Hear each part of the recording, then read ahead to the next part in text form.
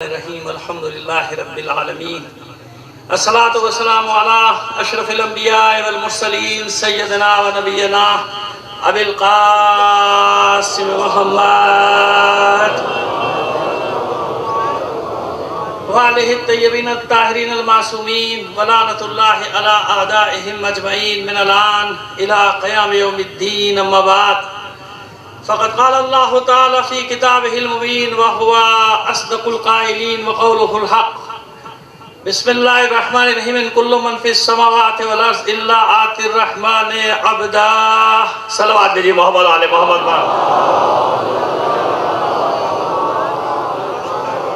آپ سے درخواست کروں گا مرحوم غلام سرور اپنے تمام مرحومین اور تمام شہدائے ملت کو شامل کر کے ایک سورہ فاتحہ پڑھ کر بخش دیجیے گا بسم اللہ الرحمن الرحیم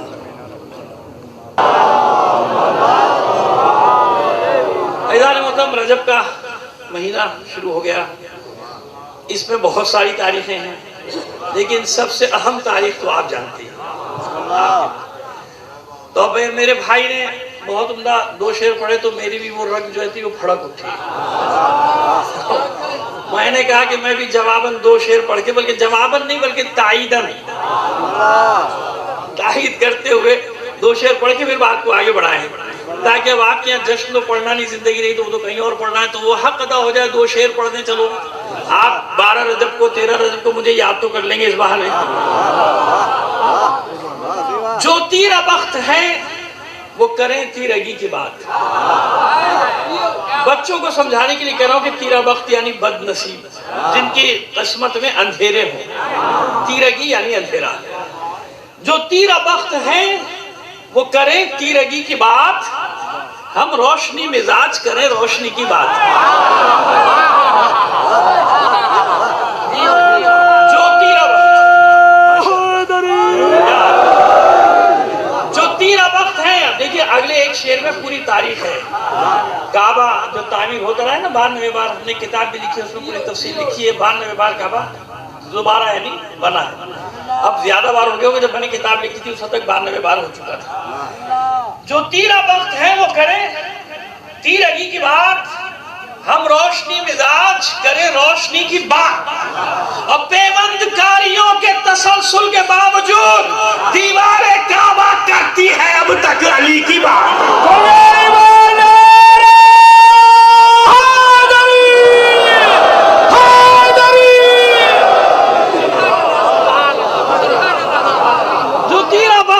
کریں تیرگی کی بات. ہم روشنی مزاج کریں روشنی کی بات. اور پیوند کاریوں کے تسلسل کے باوجود دیوار کعبہ کرتی ہے اب تک علی کی بات. صلوات بھیجیے محمد علی محمد پر. وہ جب پتہ ہے ہمارے ساتھ کیا ہوتا ہے جہاں پہلی بار مجلس پڑھنے جائیں تو وہاں ایک سوال ہمیشہ ذہن میں آتا ہے کہ پتہ نہیں کیا سمجھ میں ہوگا کیا سنے گا کیا نہیں سنے گا. لیکن جب ممبر پہ بیٹھتے ہیں تو سب ایک جیسے چہرے نظر آتے ہیں. یہ میں آپ کو خوش کرنے کے لیے جملہ نہیں کہہ رہا بخدا یہی. کراچی سے لے کے پارا چنار تک کہیں چلے جاؤ ممبر سے بیٹھنے سے پہلے تک یہ خیال ہوتا ہے کہ پتہ نہیں بھائی کیا سنیں گے کیا نہیں سنیں گے سمجھ میں آئے گی نہیں آئے گی. جب ممبر پہ بیٹھ جاؤ تو سب چہرے ایک ہی رنگ میں رنگے ہوئے نظر آتے ہیں. سب حیدری نظر آتے ہیں سب حسینی نظر آتے ہیں سب کربلائی نظر آتے ہیں سب نجفی نظر آتے ہیں. یہ اللہ نے کمال عطا کیا ہے مومنین کو علی کے چاہنے والوں کو کہ دنیا میں کہیں بھی چلے جائیے ایسی مذاق تھوڑی ہے. ہم تو مکے اور مدینے میں بھی پہچان لیتے ہیں. کہیں بھی چلے جائیے دیکھیں نا مومن و منافق کی پہچان علی کو بتائے نا تو آپ کہیں گے مکے مدینے میں کیسے پہچانیں گے. وہاں تو ذکر ہی نہیں کر سکتے. میں کہتا ہوں ہے ذکر وہاں بھی پہچاننے کا آپ کو بتا دیتے ہیں. جس کی سمجھ میں نہیں آتا سمجھ میں آ جائے گا. کیسے پہچاننا ہے بھائی مومن کون ہے منافق. ہم تو خانہ کعبہ میں پہچان لیتے ہیں مسجد نبوی میں پہچان لیتے ہیں مسجد الحرام میں پہچان لیتے ہیں حجر اسود کے سامنے پہچان لیتے ہیں مقام ابراہیم پہ پہچان لیتے ہیں حجر اسماعیل کے پیچھے ہر جگہ پہچان لیتے ہیں. کیسے پہچانیں گے علی کا ذکر کیسے کر سکتے ہیں آپ. وہاں نہیں کر سکتے کیسے کر سکتے ہیں. دنیا کا کوئی گوشہ ایسا نہیں جہاں علی کا ذکر نہ ہو سکے. ہر جگہ علی کا ذکر ہے. کیسے خدا کے بندو جو ہی نماز پڑھنا شروع کرتے ہیں پاس بیٹھنے والا یا بھاگ جاتا ہے یا اور قریب آ جاتا ہے. کچھ بھی نہیں کیا، صرف نیت باندھی اللہ اکبر، ہاتھ کھول کے کھڑا ہوا، منافق بھاگ گیا، بھاگو کون ہے؟ علی والا ہے، اور دنیا کا کہیں کا بھی علی والا تھا اور قریب آ گیا کہ اپنا ہے۔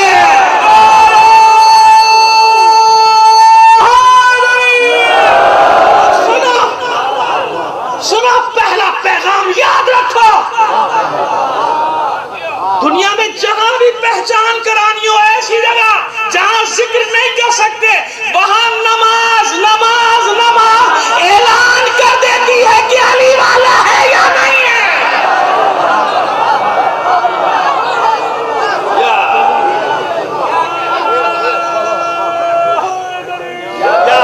سمجھ میں آیا؟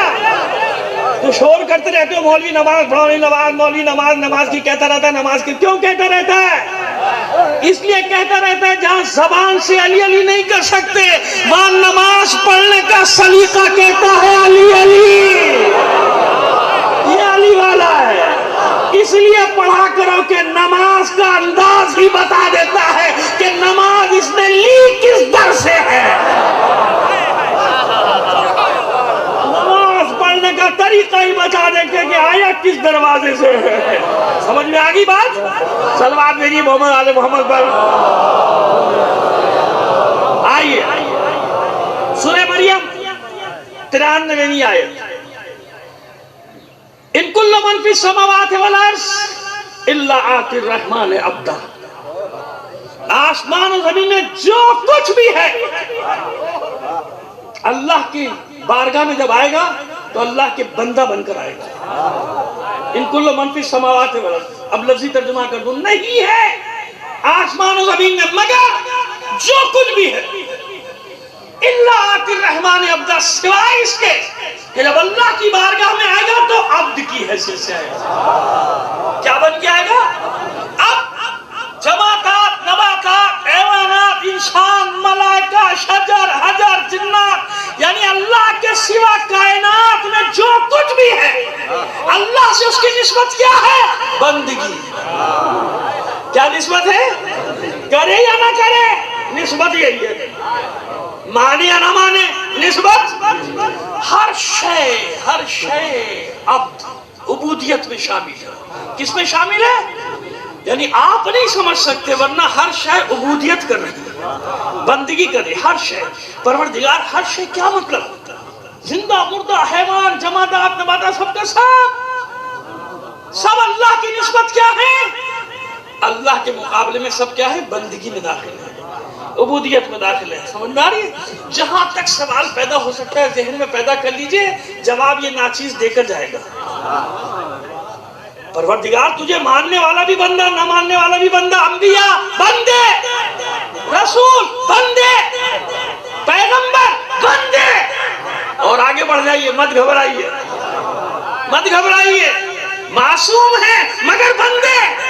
اچھا چلیے آپ کی پریشانی یہی دور کر دوں، آپ ذرا کلمہ شہادت تو مجھے پڑھ کے سنا دیجئے گا، اشہدو ان لا الہ الا اللہ واشہدو ان محمدن۔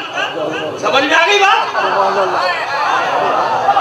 دے دی نا گواہی، گواہی دی نا، واشہدو ان محمدن عبدہ و رسولہ، گواہی دیتا ہوں، اور گواہی دو کہ پہلے محمد بندہ ہے، بعد میں رسول ہے۔ واشہدو ان محمدن عبدہ و رسولہ، آپ گواہی دینا، میں گواہی دیتا ہوں کہ محمد اللہ کا بندہ ہو، اس کا رسول، یعنی پہلے بندہ۔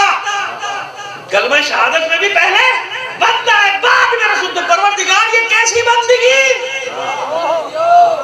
محمد بھی بندہ، آدم بھی بندہ، نوح بھی بندہ، ابراہیم بھی بندے، اسماعیل و اسحاق بھی بندے، موسیٰ بھی بندے، عیسیٰ بھی بندے، سلیمان، داؤد، سب، اور جو ان کے مقابلے پر آئے وہ بھی بھئی مانے یا نہ مانے ہیں تو بندے نا۔ نمرود بھی بندہ، فرعون بھی بندہ، جتنے مخالف آئے وہ بندے، رسول بندے، ان کے مقابلے پر آئے وہ بندے۔ مسئلہ کیا ہے؟ گڑبڑ ہو گئی نا؟ میں نے کہا نا سوال تو پیدا کیجئے، جواب دینے کے لیے بیٹھا ہے نا ناچیز یہاں۔ پہلے مرحلے میں تو بتا دیا ان کل من فی السماوات والارض، جاندار ہو یا بے جان، سب اللہ کی بارگاہ میں جب آئے گا تو کہیں گے تو اس کی نسبت کیا ہوگی؟ اللہ سے بندگی، عبد اور معبود، عبد اور معبود، کوئی بھی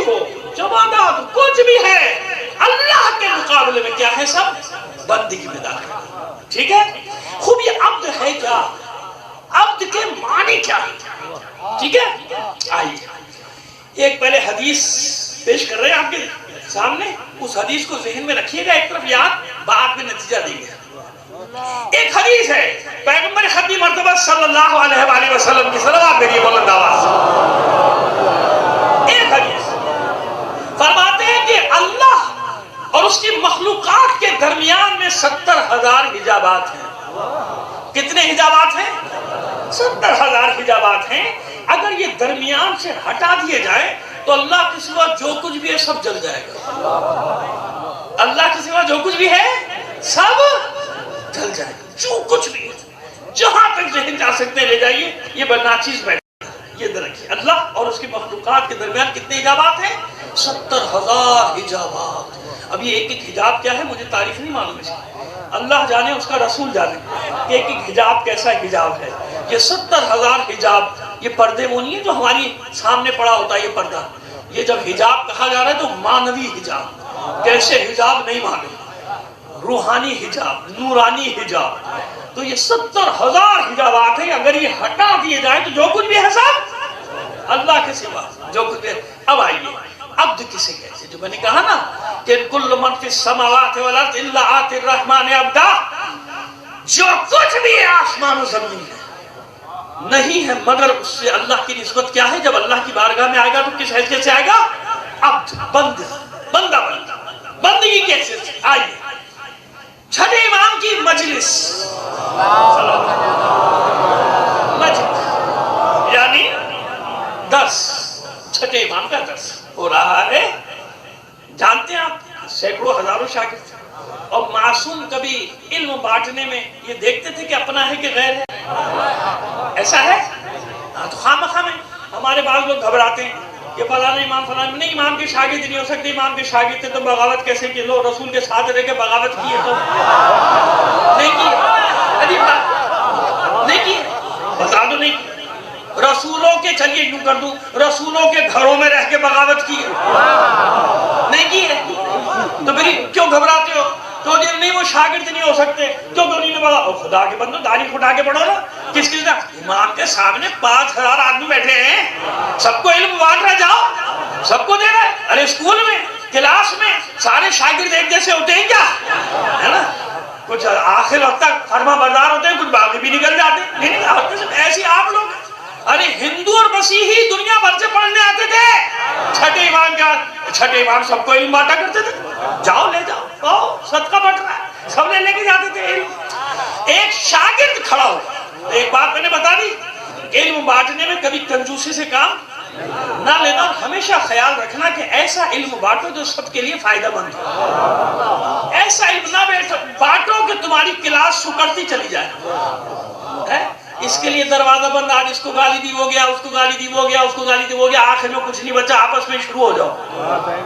خدا کے بندے کس طرف جا رہے ہو اور کدھر تمہیں لے جا رہے ہیں؟ جب وہ نہیں بچے آپس میں شروع ہو جاؤ. ممبر سے شروع ہو جاؤ، کھڑے ہو کے شروع ہو جاؤ. خدا کے بندو ایسا کچھ نہیں. معصوم کا سبق کیا ہے کہ ایسا درس دو کہ لوگ کھنچتے ہوئے چلے آئے. دوسرے بھی آئے. جزاک اللہ. مزہ تو جب ہے نا اتنا آپ سب کھنچتے ہوئے چلے آئے کہ نہیں بھائی یہاں تو سب کی بات ہو رہی ہے، یہاں تو علم بانٹا جا رہا ہے. ارے ہم علم بانٹنے والے کہاں؟ ہم تو ناچیز طالب علم ہیں. ہمیں تو جو صدقہ اس درس سے مل رہا ہے وہ بانٹ رہے ہیں. علم کہاں ہم تو ناچیز طالب علم. خیر جناب وہ شاگرد کھڑا ہوا. اس نے سوال کیا کہ فرزند رسول یہ عبد کے معنی کیا ہے؟ عبد کے معنی کیا ہے؟ معصوم مسکرائے اور فرماتے تو نے بہت اچھا سوال کیا اور اہل سے سوال کیا. اہل سے یعنی اگر یہ سوال تو کسی نااہل سے کرتا تو جواب صحیح نہیں ملتا. یا جواب نہیں ملتا یا جواب ملتا تو وہ صحیح نہیں. تو امام نے یہ بھی بتا دیا کہ سوال ہمیشہ اہل سے کیا جاتا ہے، نااہلوں سے نہیں کیا جاتا. وہ خدا کے بندے جو سوال کرنے کے قابل ہوتا ان سے سوال کرو نا. ان سے سوال کرو جن کا کوئی واسطے نہیں. مثلا میڈیکل سائنس کا سوال مجھ سے شروع کر دو. مولانا صاحب اتنے بڑے وہاں قم سے پڑھ کے آئے، فلان نجف سے پڑھ کے آئے، چلو ان سے پوچھیں. مجھے کیا پتا میڈیکل سائنس کیا چیز ہے نا. میں تو خود ڈاکٹر کو دکھاتا ہوں، ان سے کہہ رہا ہوتا ہوں کہ کہیں گے جاہل عالم ہے نہیں تو اس کو پتہ کچھ نہیں. ہم تو دکھانے گئے تھے کہ بھائی دل کا مریض ہو گئے تو جب ثواب ہے. بھائی میں نے وہ پڑھا ہے، تھوڑی پڑھا ہے بھائی، خدا کے بندے ایسے تو معلوم ہو گیا نا کہ بھئی جو جس چیز کا اہل ہے وہ سوال کیا جائے گا. تو بس ہماری مشکل پہلی مشکل کہاں پر آئی؟ پہلی مشکل یہاں آئی کہ جو جس کا اہل نہیں اس کے سامنے وہ مسئلے رکھ دیے جس کو دین کی الف بے نہیں معلوم. خدا کے بندو وہ بڑے اچھا بیان دین کا سوال کس سے کیا جائے گا؟ کس سے؟ جس کو دین کا علم ہوگا. جسے دین کا علم ہی نہیں ہوگا وہ تمہیں عقیدہ کیا بتائے گا؟ اسے خود نہیں پتا عقیدہ کیا ہوتا، لیکن وہ مسلط کر دیا ابو جہلوں کو اپنے اوپر. ابو جہلوں کو مسلط کر دیا. کس سے؟ ابو تراف کے ماننے والوں نے،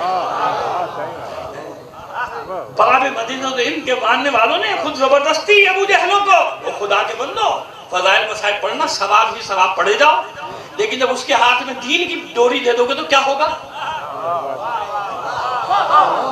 کیا اس نے پڑھا ہے دین؟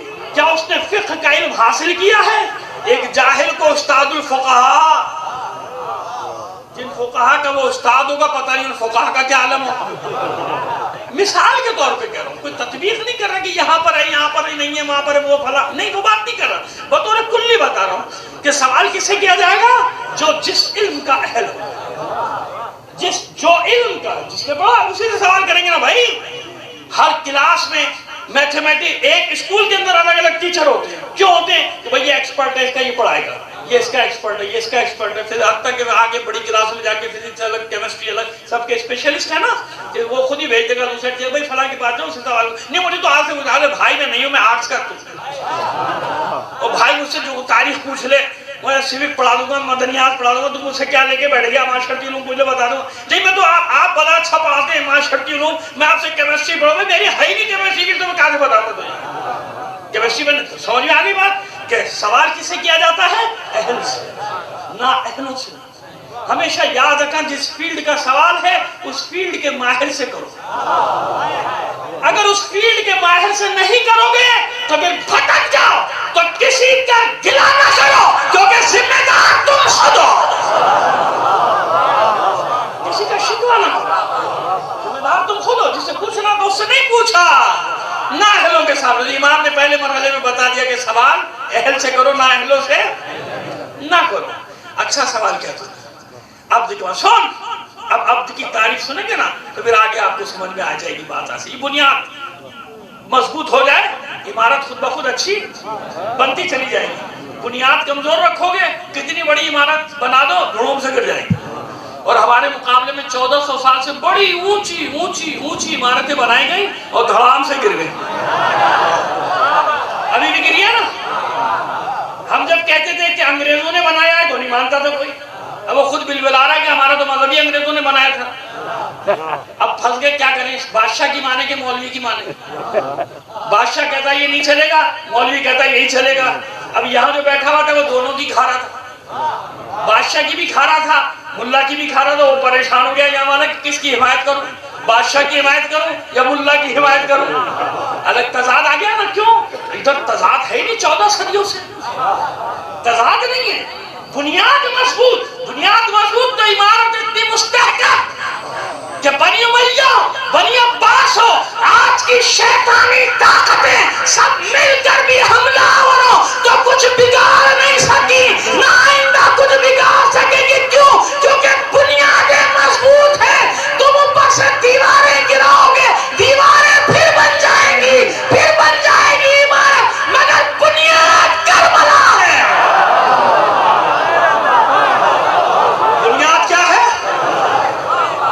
جس عمارت زندہ باد زندہ باد زندہ باد مردہ باد مردہ باد.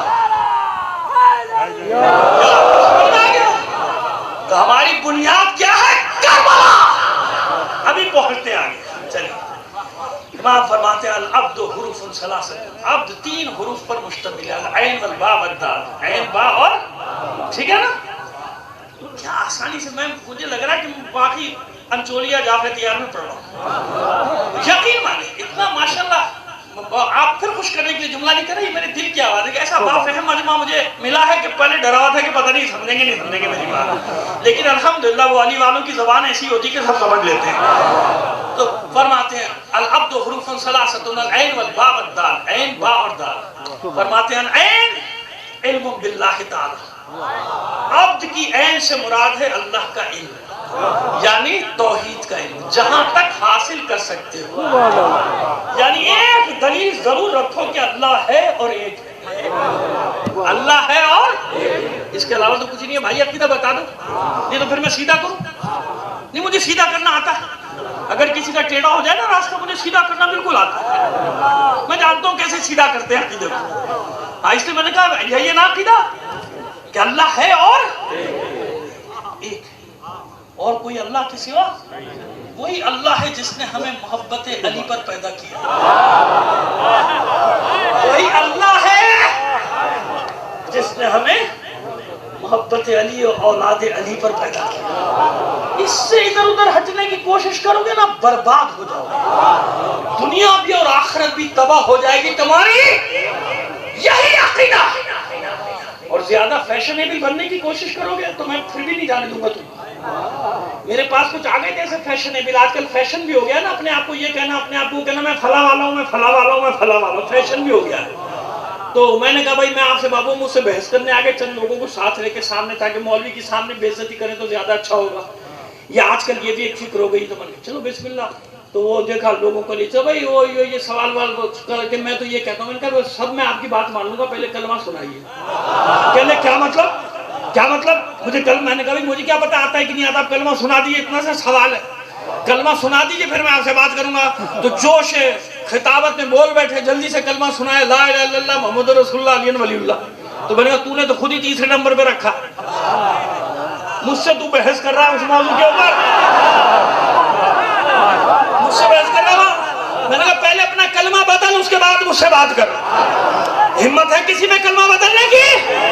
بس نہیں ہے تو پھر جب یہ ترتیب اللہ نے رکھ دی تو جو اس میں مداخلت کی کوشش کرے گا دنیا اور آخرت کو برباد کر لے گا، برباد کر لے گا۔ علی وہی علی ہے جو اللہ کی بارگاہ میں سجدہ ریز ہے، علی وہی علی ہے جس کی آمد کا جشن تم منانے والے ہو، ورنہ آمد کا جشن کیسا اگر وہ ادھر ہے، پھر کس کی جشن آمد کا جشن؟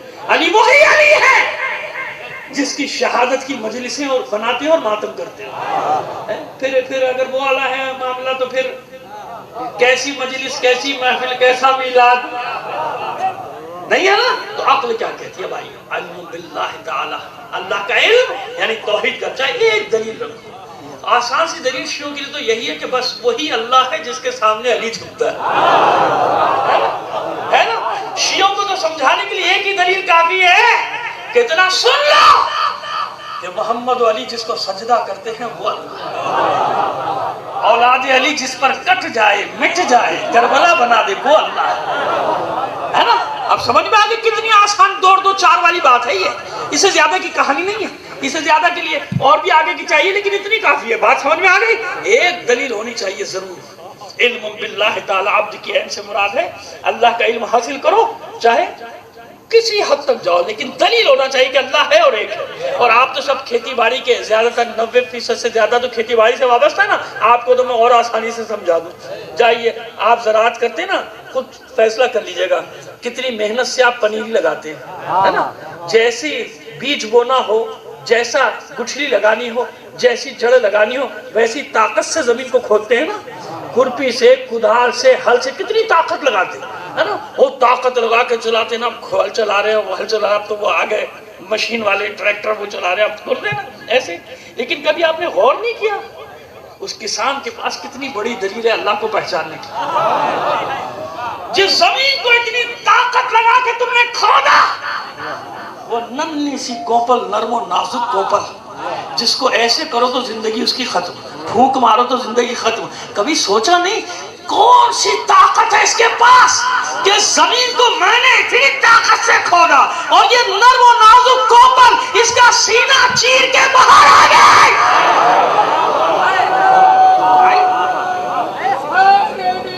کیا آ گئی؟ باہر آ گئی. بس وہاں سے پہچانتے کہ کوئی ہے جس نے اس نرم و نازک کوپل کو یہ طاقت دی کہ اتنی سخت زمین کا سینہ چیر کے باہر آئے. سمجھ میں آ گئی بات؟ آئیے بات کو اگر العین علم باللہ تعالی والبا بونہ امن سوا. معصوم فرماتے کہ عبد کی با سے مراد ہے اللہ کے سوا غیر سے دوری. کیا مطلب؟ کیا مطلب؟ یعنی اللہ کے سوا کسی کو اللہ نہیں ماننا. سمجھ میں آ گئی بات؟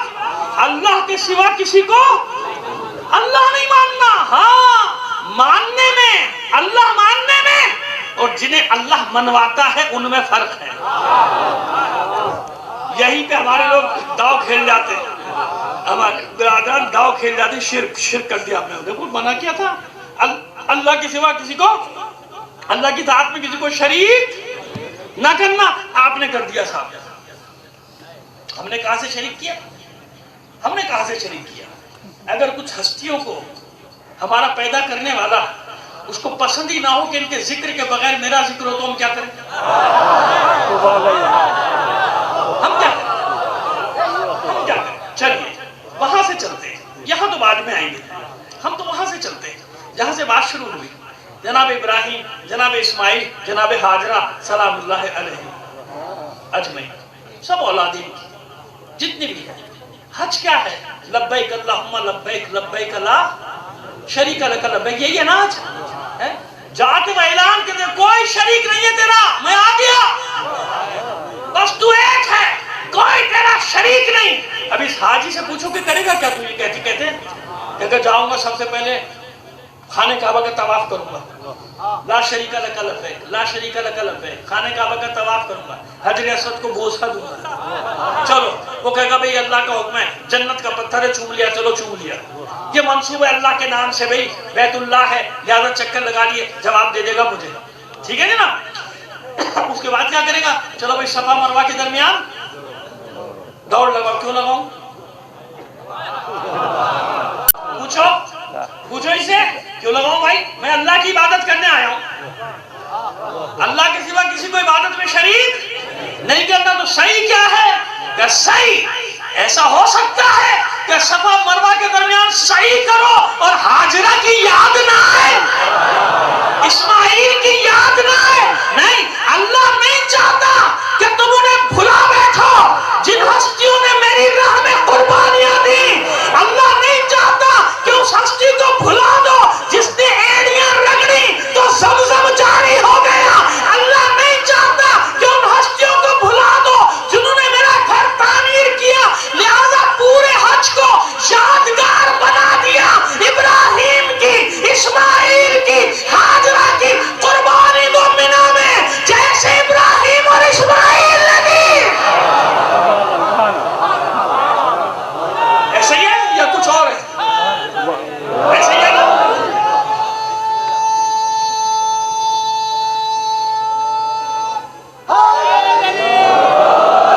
سنت ابراہیمی کیا کہتے ہیں؟ تو خدا کے بندے تیری تو عید ہی شرک والی ہے، بقرعید ہی شرک والی ہے. تو خود کہہ رہا سنت ابراہیمی، کہ میں سنت ابراہیمی پہ چلوں؟ وہ سنت الہی بتا مجھے. لیکن پتہ چل گیا نا کہ اللہ کو حج بھی گوارا دے اگر اس کے بندوں کو شامل نہ کرو. اللہ حکم دے رہا ہے، بتا رہا ہے کہ جو میرے حکم سے عبادت میں شامل ہوں ان کا ذکر کرنا شرک نہیں ہوا کرتا.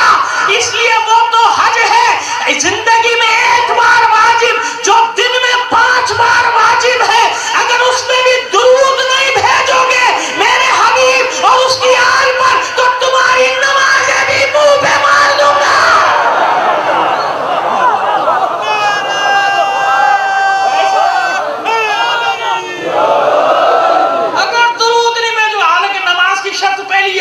خشوع اللہ کے سوا کسی کا خیال نہ، قربت اللہ، اللہ اکبر. لیکن دوسری شرط یہ بھی ہے کہ جو پڑھ رہے ہو توجہ سے کیا پڑھا؟ الحمدللہ پڑھو، پتہ نہیں الحمدللہ. تو پھر یہ کیسے ہو سکتا ہے کہ نماز میں درود بھیجوں اور محمد و آل محمد کا خیال بھی نہ آئے؟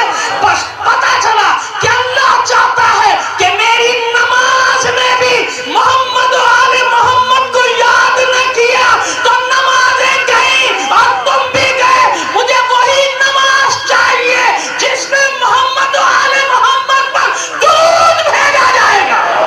اور محمد آل محمد صلوات. سمجھ آئی؟ چلیے جلدی جلدی چلتے جلدی جلدی تاکہ محدود وقت میں بیان کو ختم کریں. مختصر دلیل دے رہا ہوں. العین والباء والدار ذنوبہ بلا کیف ولا حجاب. معصوم فرماتے ہیں کہ عبد کی دال سے مراد یہ ہے کہ اللہ سے وہ قربت، وہ نزدیکی کہ درمیان میں نہ کوئی کیف ہو نہ کوئی حجاب ہو. کیف یعنی کوئی کیفیت، کوئی چیز نہیں، درمیان میں کوئی رکاوٹ اور کوئی حجاب. ذنوبہ بلا کیف ولا حجاب. اللہ سے وہ قربت، عبد کی دال سے مراد ہے اللہ سے وہ قربت کہ درمیان میں نہ کوئی رکاوٹ ہو نہ کوئی حجاب. اب ایسا عبد کہاں ملے گا بھائی؟ اب سمجھ میں آ گیا؟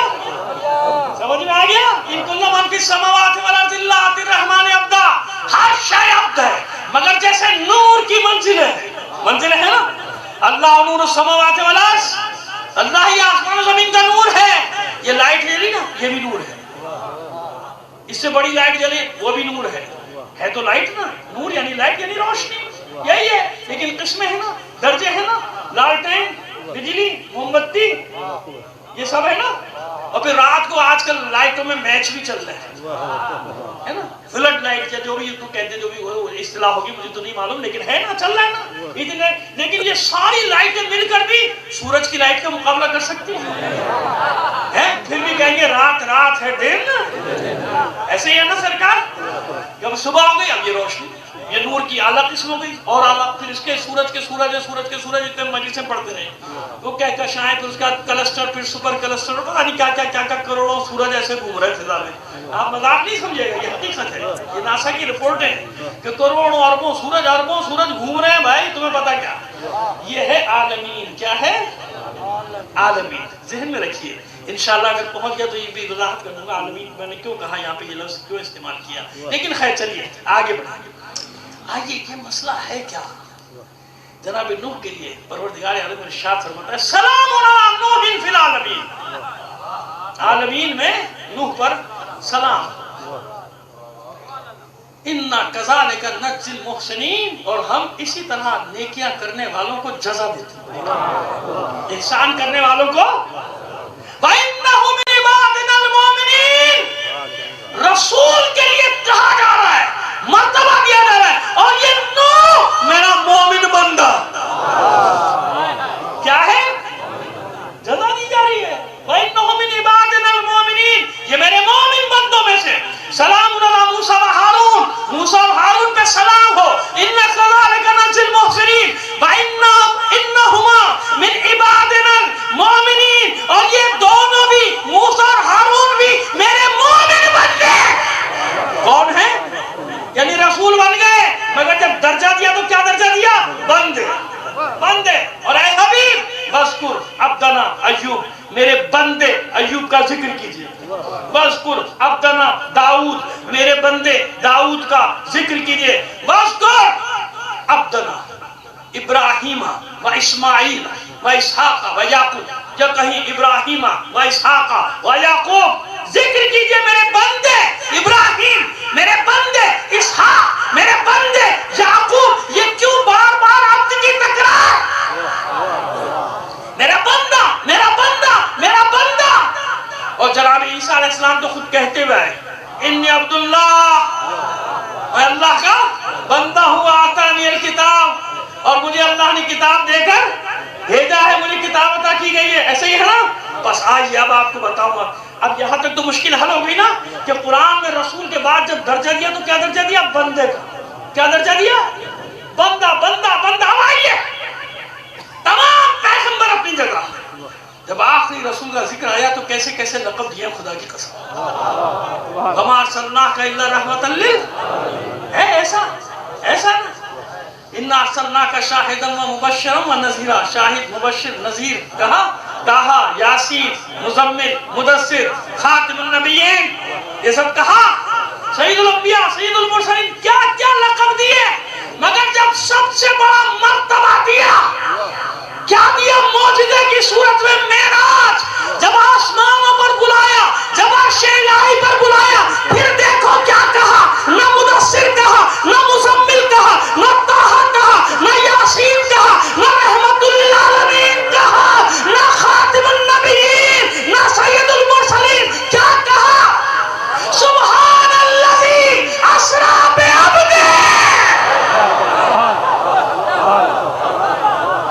سورہ بنی اسرائیل کی پہلی آیت، سورہ اسراء، سورہ نمبر 17 قرآن مجید کا. آپ جا کے دیکھنا ضرور، میرے کہنے پہ دیکھ لینا، تاکہ تمہیں یقین کامل ہو جائے کہ میں نے کیا کہا. جب وہ مرتبہ دیا منصب تو کیا کہا؟ سبحان الذی اسریٰ بعبدہ لیلا من المسجد الحرام الی المسجد الاقصی الذی بارکنا حولہ لنریہ من آیاتنا. بابرکت ہے وہ ذات. سبحان کا ترجمہ سنیے پہلے مجھ سے. بابرکت ہے وہ ذات، پاک ہے وہ ذات، لائق تسبیح ہے وہ ذات، منزہ ہے وہ ذات، بے عیب ہے وہ ذات. اس کے علاوہ کوئی ترجمہ نہیں ہے سبحان کا. یہ 5 ترجمے بنتے ہیں، 5 میں نے آپ کے سامنے پیش کر دیے. یعنی جتنے بھی تعریفیں قبل سبحان الذی، بابرکت ہے وہ ذات، منزہ ہے وہ ذات، بے عیب ہے وہ ذات، لائق تسبیح ہے وہ ذات، لائق تسبیح ہے وہ ذات.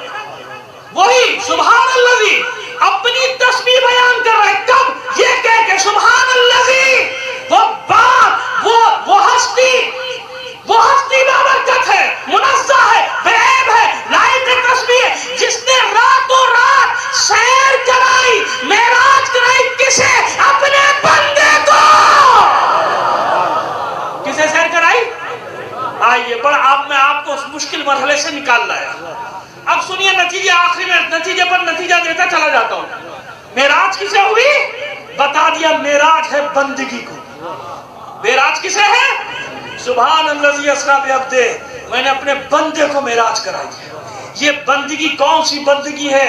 جو بندگی حضور کو دی گئی. اب وہ سوال جو آپ کے ذہن میں آئے تھے، ان سارے سوالوں کے جواب آ گئے آپ کے پاس. اب دینے جا رہا ہوں جواب پہ جواب. یہ کون سی بندگی ہے پروردگار؟ میں بھی بندہ، مجھ جیسا گناہگار بھی بندہ، یہ سارے مومن بھی بندے، تیرے دوست بھی بندے، تیرے دشمن بھی بندے، تیرے رسول بھی بندے، رسولوں کے دشمن بھی بندے، ائمہ بھی بندے، ائمہ کے دشمن بھی. پروردگار یہ کیا ہے؟ یہ کیا مسئلہ ہے؟ اب مسئلہ حل کرنے جا رہا ہوں آپ کا. اب اتنا تو پتا چل گیا نا کہ معراج کسے ہوئی ہے؟ بندگی کو. معراج کسے ہے؟ بندگی کو. سبحان الذی اسریٰ بعبدہ، پاک ہے وہ ذات جس نے اپنے بندے کو سیر کرائی راتوں رات مسجد حرام سے مسجد اقصی تک. ٹھیک ہے، تاکہ اپنی نشانیاں دکھا دی جائے. لنریہ من آیاتنا. خواب خواب خواب، مولا نے اپنا خواب سمجھ لیا. خواب کیسا خواب؟ کہاں کا خواب؟ کیسا خواب؟ اور جہاں کسی نبی نے خواب دیکھا، اللہ نے اسے خواب کہا. کہا کہ نہیں کہا؟ جناب یوسف نے خواب دیکھا. کہاں خواب دیکھا؟ جناب ابراہیم نے خواب دیکھا، قرآن نے کہا خواب دیکھا. لیکن یہاں خواب کی بات نہیں، اپنی تصویر بیان کر رہا ہے. اب اگر کوئی اس معراج میں شک کرتا ہے نا، تو رسول کی معراج میں شک نہیں کر رہا، اللہ کی قدرت میں شک کر رہا ہے. وہ قادر، اس کے قادر ہونے پہ شک کر رہا ہے. یعنی اس کی قدرت کو زیر سوال لا رہا ہے. کیوں؟ جس نے یہ کائنات خلق کی وہ قادر نہیں ہے اس بات میں، اس لیے اپنی تسبیح بیان کرا. سبحان الذی اسریٰ بعبدہ، جس نے اپنے بندے کو سیر کرائی. میرا چلو لے آیا آپ کو منزل پر جواب دینے کے لیے. کیسے گئے تھے معراج پہ؟ تفصیلی واقعہ چھوڑ لیے. خلاصہ 2 جملوں میں یہ ہے کہ بلایا، مشیت نے چاہا تو بلایا جائے، بلا لیا. کچھ لوگ کہتے ہیں دل چاہا، وہ دل کی بات نہیں ہے، مشیت کہا کرو. کیا کہا کرو؟ کیونکہ اللہ جسم و جسمانیات سے آری.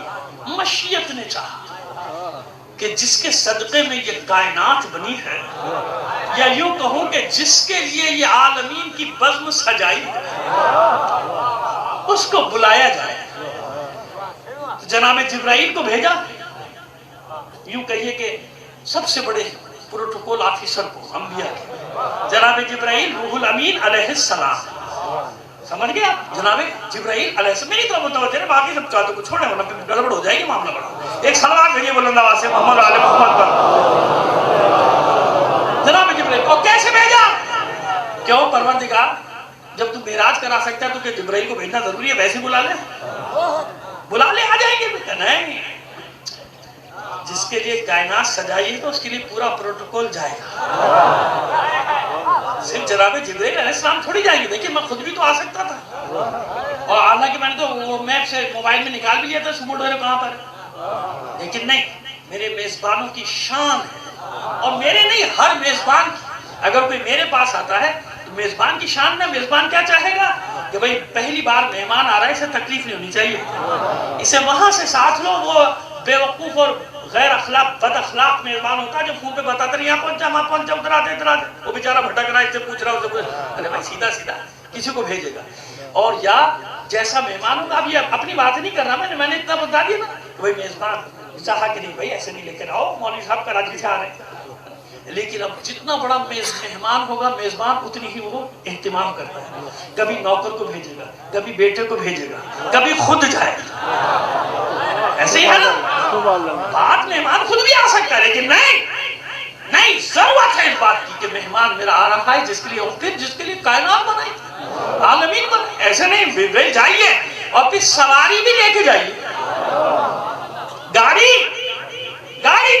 لے کے جائیے. کون سی سواری؟ میرا حبیب آ رہا. لہذا سواری ایسی ہونی چاہیے کہ نہ اس سے پہلے کوئی بیٹھا ہو نہ اس کے بعد. یہ ہے براق، اسے کہتے ہیں براق. یہ ہے براق. بس ایک بار میں اپنے حبیب کے لیے بنا رہا ہوں، اس سے پہلے بھی کوئی نہیں بیٹھا ہوگا نہ اس کے بعد کوئی بیٹھے گا. اس سواری پہ لے کر آؤ. پہنچ گئے، کہاں پہنچے؟ سدرۃ المنتہا. ابھی نعرے لگاتا ہوں آپ سے، ابھی آپ حیدری کے نعرے اتنے لگائیں گے کہ گنے نہیں جائیں گے. ذرا سا مجھے آگے بڑھنے دیجئے، میری بات کو آگے بڑھانے دیجئے. مقام آیا ہے، رک گئے جبرائیل. حدیث یاد رکھنا جو پہلے بتائی تھی، یاد ہے حدیث 70 آدھار اجابات والی؟ بھول تو نہیں گئے؟ سنا.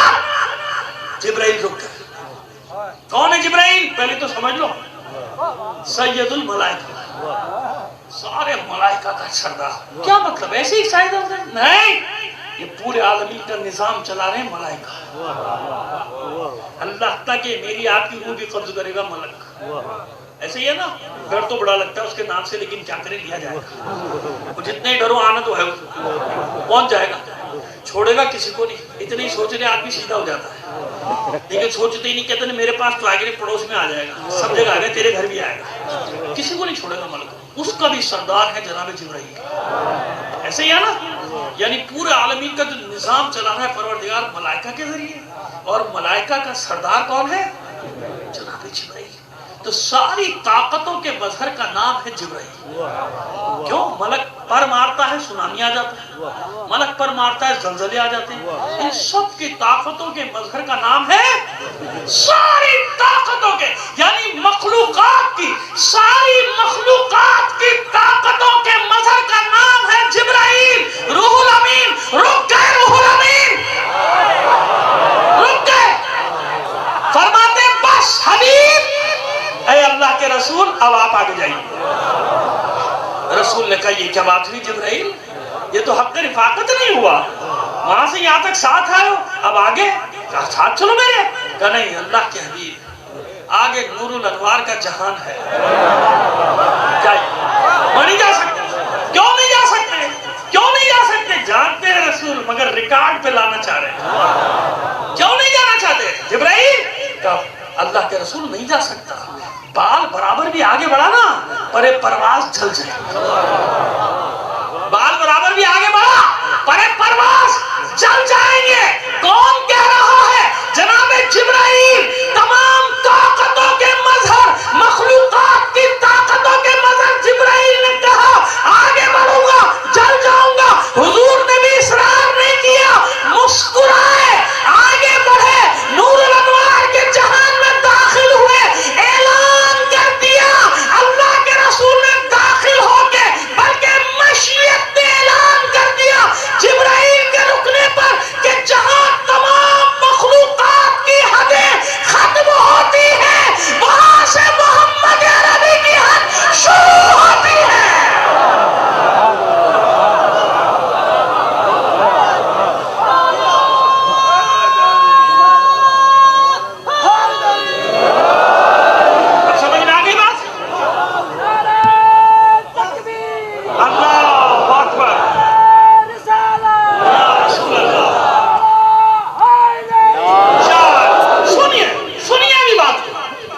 معلوم ہو گیا حدیث یاد آ گئی میں نے جو پیش کی تھی کہ 70,000 حجابات ہیں، اگر یہ ہٹا دیے جائیں تو اللہ کے سوا جو کچھ بھی ہے مخلوقات میں سب جل جائے گا۔ تو جبرائیل کے عمل نے بتا دیا کہ تمام مخلوقات ایک طرف ہے، نور محمد عربی سبحان اللہ سبحان اللہ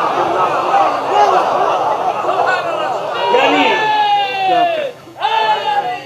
عبودیت کی آخری منزل معلوم ہو گئی عبودیت کی آخری منزل کیا ہے؟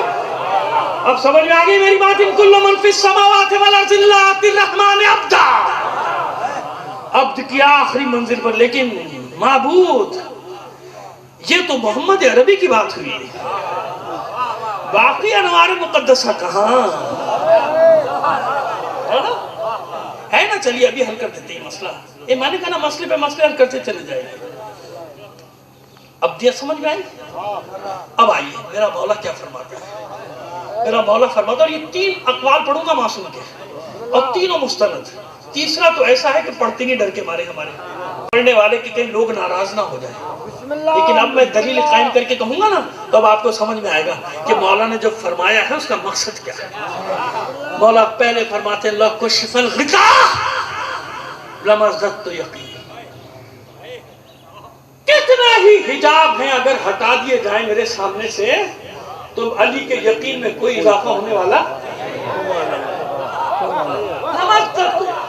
لوگ کو شبل کتا، اگر یہ حجاب ہٹا دیے جائیں میرے یقین میں کوئی اضافہ ہونے والا۔ آئیے اس کے بعد کیا فرماتے ہیں؟ اس کے بعد فرماتے ہیں واللہ ما شککت فی الحق مسئریت، اللہ کی قسم علی کو حق میں کبھی شک نہیں ہوا۔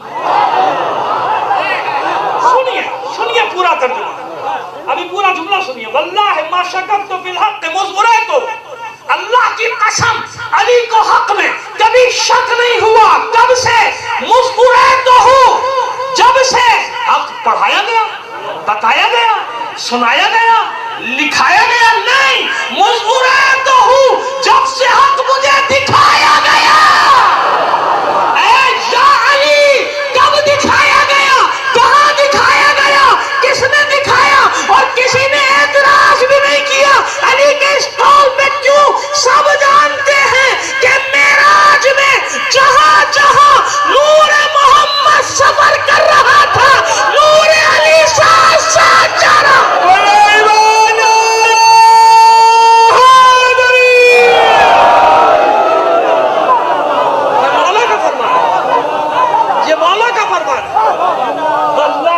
شکک تو فی الحق مسئریت، اللہ کی قسم مجھے حق میں کبھی شک نہیں ہوا جب سے حق مجھے دکھایا گیا۔ اب سمجھ میں آیا کہ اسلاب شامخہ اور ارحام مطہرہ کا مسئلہ کیا ہے؟ اشہد انک کنت نورا فی الاسلاب الشامخہ والارحام المطہرہ۔ اے حسین، میں گواہی دیتا ہوں آپ وہ نور ہیں جو اسلاب شامخہ اور ارحام مطہرہ میں گردش کرتے رہے۔ تو بس جہاں جہاں وہ صلب اسلاب شامخہ میں سے محمد علی کا نور سفر کر رہا تھا، ان کے صلبوں میں یہ 11 اماموں کے نور اور نور فاطمہ سفر کر رہا تھا۔ اسلاب شامخہ، ارحام مطہرہ، سمجھ میں آ گئی بات؟ اب سنو علی کا وہ کلمہ جسے پڑھتے ہوئے شیعہ بھی ڈرتے کہ یہ کیا کہہ رہی ہے۔ خدا کے بندو، عبد کی حقیقت سمجھ میں آ گئی؟ سمجھ آ گئی نا؟ سبحان الذی اسریٰ بعبدہ۔ معراج کس کو ہے؟ عبد کو، میرے بندے کو۔ کون سا بندہ؟ جس کے آگے نور سرنگو ہے۔ نہیں سمجھ میں آئی بات؟ نور بشر کے جھگڑے میں پڑے رہتے ہو تو خدا کے بندو، عبد کی آخری منزل وہ ہے کہ اگر نور کے اشارہ کرے تو 2 ٹکڑے ہو جائے چاند کے، اشارہ کرے تو سورج پلٹ کر آ جائے گا۔ اس منزل پر عبد کی محمد علی کہ اشارہ کرے یا مرضی رب ہو تو نور ستارے کی صورت میں سکڑ کے آنگن میں اتر آئے گا، ذہن میں اتر آئے گا۔ سمجھ میں آ گئی بات؟ تو عبد کی آخری منزل وہ، گھبرایا مت کرو، بندہ بندہ بندہ، اس لیے کہا کہ واشہد ان محمد عبدہ، ورسول پہلے بندہ ہے بعد میں رسول، کیونکہ بندگی کی جس منزل پر اللہ کا رسول ہے دوسرا۔ اب سنیے، جب عبد کی یہ منزل میں نے آپ کو بتا دی تو سنو آخری میں نتیجہ۔ اب میرا مولا فرماتا ہے اس عبد کی منزل کو ذہن میں رکھنا، اور پھر مولا کا یہ قول سنو، کفا بی فخران ان اکون لک عبدا، اے میرے معبود علی کے فخر کے لیے اتنا ہی کافی ہے کہ وہ تیرا بندہ ہے۔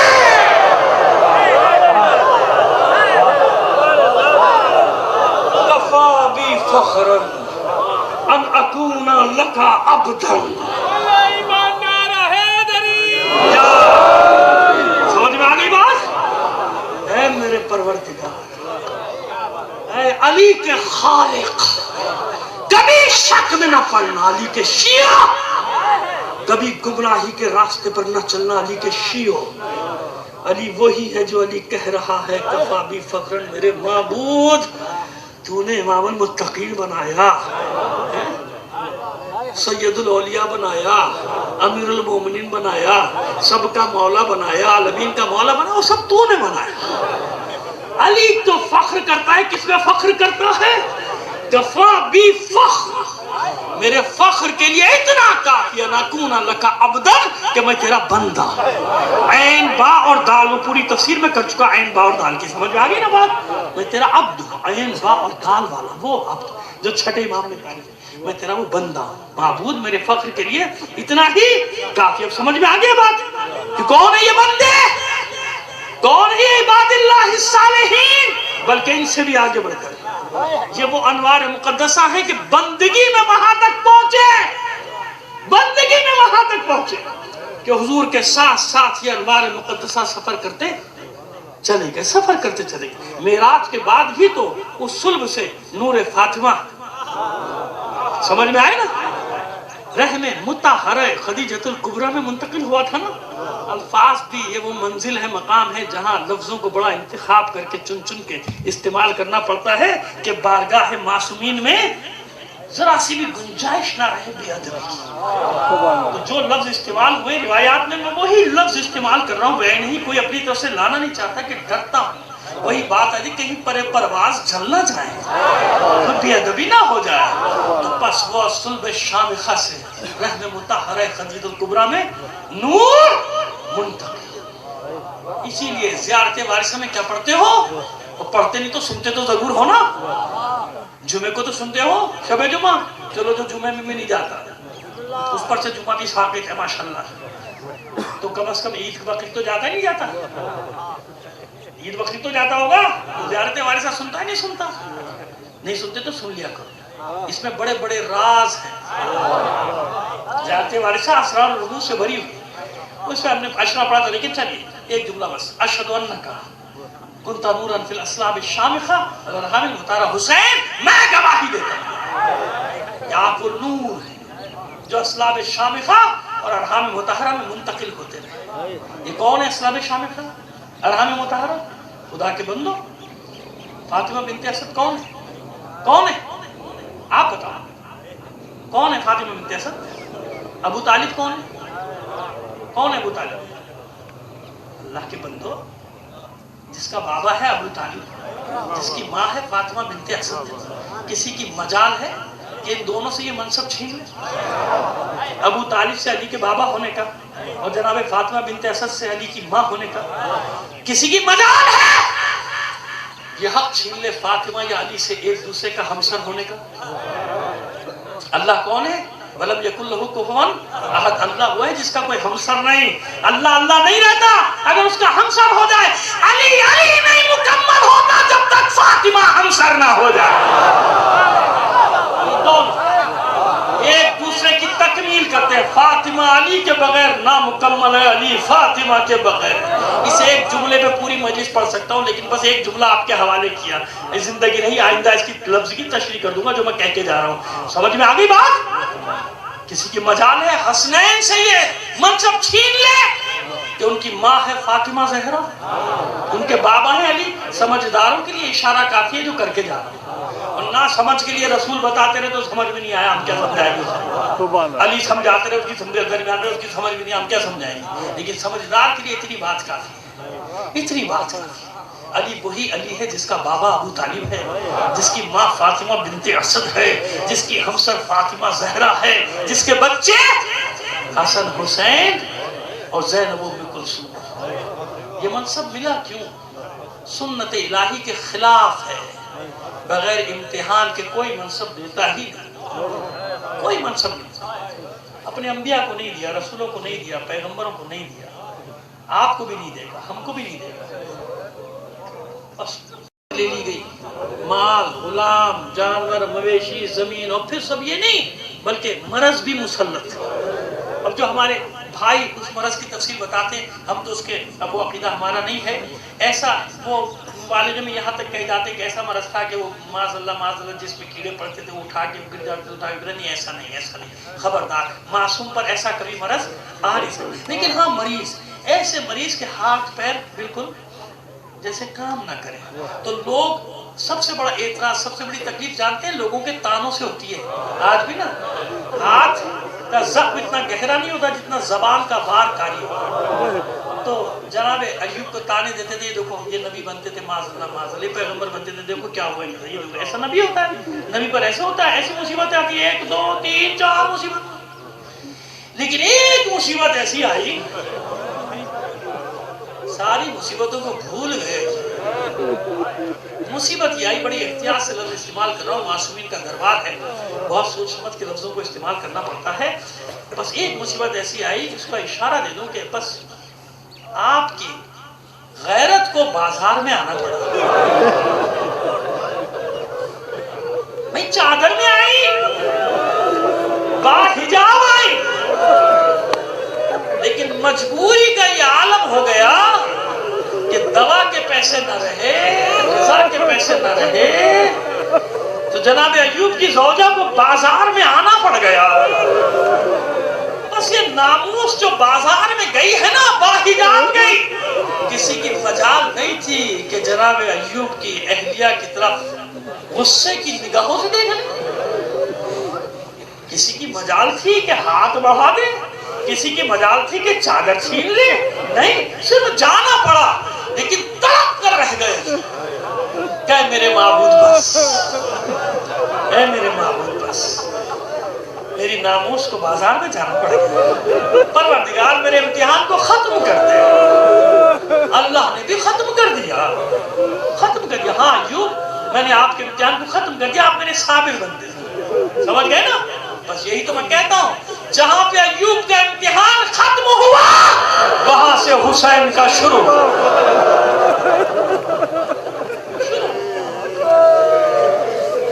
بتاؤ کسی مقام پر حسین نے کہا اس کو، بلکہ حسین اپنی بہنوں سے کہتے رہے زینب تیار کر لو اپنے آپ کو اس وقت کے لیے،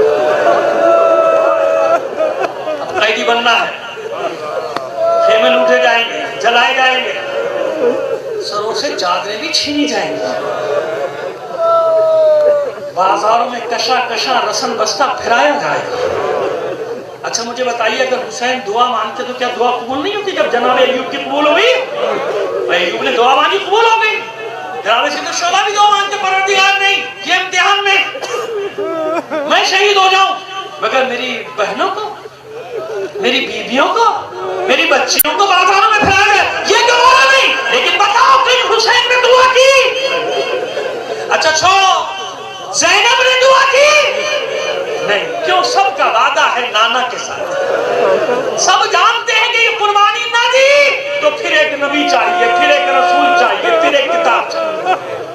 لہذا یہ فاطمہ کا جگر ہے، انبیاء سے آگے بڑھ کر فاطمہ نے قبول کیا اپنی اولاد کے لیے قربانی. اس لیے فاطمہ کی کسی اولاد نے امتحان ختم ہونے کی بات نہیں کی. ہاں سید سجاد سے جب پوچھا جاتا تھا نا کہ مولا سب سے زیادہ مصیبتیں کہاں پڑی، ابھی بتاتا ہوں یہ جملہ میں نے کیوں کہا، کہاں پڑی، تو مولا بس آنکھوں میں اشک بھر کے، وہ بھی خون بھرے اشک. مشہور ہے نا کہ خون روتا رہا 35 سال میرا ایمان. فرماتے تھے شاہ شام میں. میں اب منظر کشی وہ کر رہا ہوں، پہلے میں تاریخ پڑھتا تھا، اب میں تاریخ کھنگال کر آیا دمشق جا کے. سنو، باب توما جہاں سے یہ داخل ہوا ہے نا، قافلہ دمشق میں، پرانا دمشق اب تک محفوظ ہے، اس کو انسانی ورثہ قرار دے کے وہ تصویر پورے قلعے کی اب تک محفوظ ہے. اس کے اندر پرانا شہر ہے، باہر جدید شہر.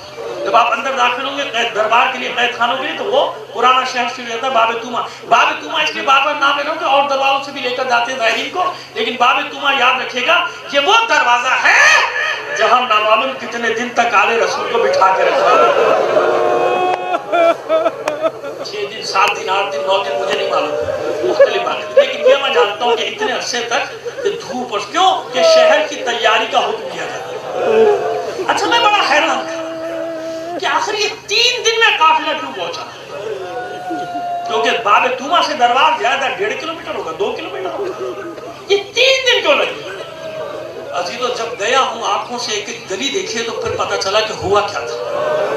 آج بھی یاد رکھیے، دمشق، پرانے دمشق میں 3 آبادیاں ہیں، مسلمانوں کی بھی ہیں، یہودیوں کی بھی ہیں، عیسائیوں کی بھی ہیں. آج میں آپ کو بتا، ابھی ہو کر ان کے صومعے بھی بنے ہوئے ہیں، ان کے چرچ بھی بنے ہوئے ہیں، مسجدیں بھی، اور آج تک ایسا بازار ہے کہ جس میں آج بھی حسین کا نام لو تو لوگ سیٹیاں بجاتے ہیں. صرف ایک گلی مومنین کی ہے، اور وہ کیسے پہچانی جاتی ہے؟ اس ایک گلی میں کوئی شراب خانہ نہیں.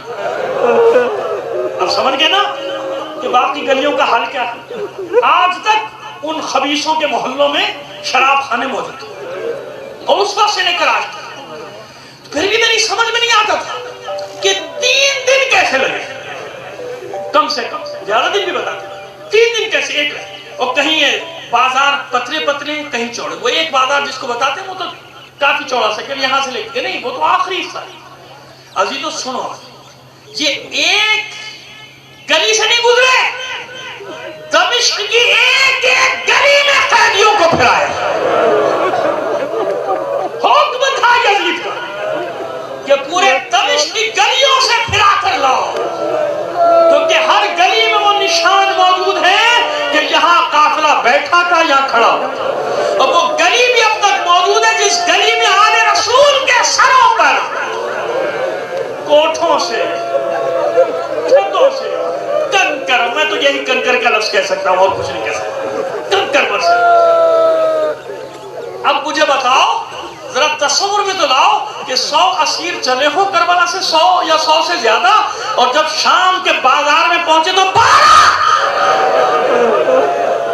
مجھے بتاؤ، اژدہام، نامحرموں کا اژدہام، علی و بطول کی بیٹیاں، رسول کی بیٹیاں، آگے سیدھے سجاد سر جھکائے ہوئے، بیویوں کے سروں پر چادریں نہیں ہیں، بالوں سے اپنے چہرے کا پردہ کیا ہے، اور بار بار انہیں کبھی اس گلی میں، کبھی اس گلی میں، پھر اس گلی میں، پھر اس گلی میں، اس طرح پورا شام گھما کے آخر میں لے کر آئے تو حکم ہوا کہ ابھی دروازے کے باہر بٹھایا جائے. اور یہ آل رسول دروازے کے باہر بیٹھ گئی. جنہوں نے دربار دیکھا ہے وہ سمجھ رہے ہوں گے کتنا بڑا دربار اور کیا حال تھا. سامنے تخت تھا، اور اس طرف سامنے اوپر آج تک وہ جگہ بنی ہے جہاں ان کے بنو امیہ کی خواتین، عورتیں بیٹھی تھی، اور اس سے تھوڑا آگے سامنے وہ مقام جہاں جناب یحییٰ کا سر دفن ہے، یحییٰ پیغمبر کا، اور بیچ میں وہ کٹہرا جہاں آل رسول کو کھڑا کیا گیا. لیکن نہیں، مجھے تو کچھ اور پڑھنا ہے. جب یہ سارے بازاروں کے مرحلے طے کرنے والی زینب، آئیے ایوب، آئیے دیکھیے وہ صبر کی منزل، اور یہ صبر کی منزلیں دیکھیے. ساری منزلیں طے کر کے آنے والی زینب، جب یہ حکم آنا کہ اب قیدیوں کو دربار میں لایا جائے تو زینب نے انکار کر دیا. نہیں، علی کی بیٹی اس دربار میں نہیں جائے گی. کیا منظر تھا دربار کا؟ اس بدبخت نے غیر مسلم سفیروں کو بھی بلایا ہوا تھا. علی کی بیٹی نہیں چاہتی تھی کہ تم نے جو کچھ بھی کیا ہمارے ساتھ کیا، ان کافروں کو نہ دکھاؤ کہ تم نے اپنے رسول کی بیٹیوں کے ساتھ کیا کیا. شمر تازیانہ لے کر آگے بڑھا، سیدھے سجاد کی پشت کہیے اپنی پھوپھی سے اسی عالم میں جانا ہوگا. دربار سیدھے سجاد نے زنجیروں کا لنگر سمیٹا تو بھی اماں یہ منزل اور طے کر لی. بڑی حسرت سے زینب نے دیکھا اپنے بھتیجے کی، فرماتی ہے میرے بیٹے میرے لال سیدھے سجاد تو میرا وقت کا امام ہے، لیکن ابھی زینب سے بد دعا کا حق تو کسی نے نہیں چھینا. میں بد دعا کرتی ہوں ام کلثوم، اے مربا، اے ام لیلا، اے رقیہ، اے سکینہ، میں بد دعا کرتی ہوں اس قوم بدکار کے لیے. تم سب آمین کہنا. کہتے ہیں کہ زینب نے بد دعا کے لیے ہاتھ اٹھائے. ارے میں کہتا ہوں ہاتھ کیسے اٹھائے گی زینب؟ ہاتھ تو پسے پشت بندے ہیں، کیسے اٹھائے گی زینب ہاتھ؟ ہاں چہرہ اٹھایا تھا آسمان کی طرف، جو ہی نگاہ بلند کی سامنے لوگ کے نیزہ پہ بھائی کے سر پہ نگاہ ٹھہر گئی. کیا دیکھا؟ بھائی کی آنکھوں سے اشک جاری ہے. طرف اٹھی زینب، پوچھتی ہے ماں جائے یہ بعد شہادت ایسا کون سا ظلم ہوا کہ آپ کی آنکھوں سے اشک جاری ہے؟ لوگ کے سنا پہ تلاوت قرآن کرنے والا سر حسین گویا ہوا. حسین فرماتے زینب ساری محنت اکارت ہوئی جاتی ہے. زینب اسی عالم میں دربار میں جانا ہوگا، یہ امتحان بھی دینا ہوگا. زینب نے سر جھکایا، دربار میں داخل ہوئی، لیکن اتنا اہتمام ہوا کہ سب بیویوں نے اپنے حلقے میں لے لیا. یزید ملعون تخت پر بیٹھا ہے، قدموں میں سر حسین کشتے طلا میں چھڑی سے بے ادبی کرتا جاتا ہے. دیکھا بیویوں کو آتے، پوچھا ان میں بنت علی ہے؟ کہا یہ کہاں ہے؟ سامنے لاؤ مجھے کچھ بات کرنا ہے. اتنا سننا تھا. فضا آگے بڑھی، سامنے آ گئی. خبردار اگر کسی نے قدم آگے بڑھایا. یزید نے تیش سے پوچھا یہ کون ہے عورت؟ بتایا گیا اس گھر کی کنیز فضا ہے. کہ کنیز کی اتنی جرأت، آگے بڑھو، اس کا سر